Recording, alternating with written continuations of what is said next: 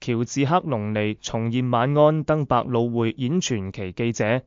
好萊塢應聲喬治克隆尼 George Clooney 將首度在百老匯登台演出，演繹傳奇記者愛德華麥羅 Edward R. Murrow 的故事。戲劇改編自喬治克隆尼2005年的電影《晚安》。祝你好運 ，Good night and good luck。該劇將於3月12日開始上演。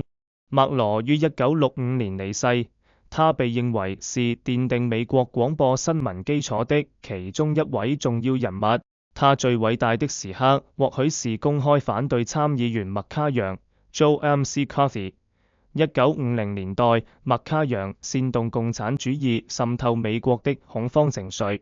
喬治克隆尼表示，這是一個關於我們最好的一面的故事，是當我們自我救責、自我制約與平衡的時候，現在可怕的地方，以及與麥羅那個時代不同的地方時，我們現在認為真相是可以協商的。在喬治克隆尼與葛蘭海斯洛夫 Grant Heslov 共同編劇的電影版本中，有大衛史崔森 David Strathairn 飾演麥羅，喬治克隆尼則飾演 CBS 新聞高層弗蘭德利 Fred Friendly。而這次在百老匯舞台劇中，喬治克隆尼將出演麥羅一角。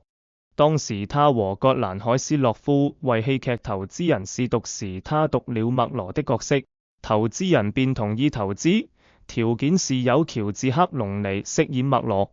如同電影，舞台劇版本將在熒幕上投放真實的麥卡楊影像，舞台看起來會像是新聞編輯室，有數十台老式顯示器，混合新舊影像。改編這部電影搬到百老匯演出其實十分合理，因為許多影評人曾譽這部電影很有戲劇的感覺。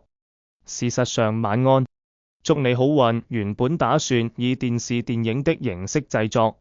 曾獲得東尼獎的克羅麥 David Cromer 導演表示，這是一部極為文藝的戲劇。這部劇充滿了辯論，充滿了經過縝密思考且非常複雜的論點。這是正確的事嗎？我們做了會發生什麼事？我們要如何評價？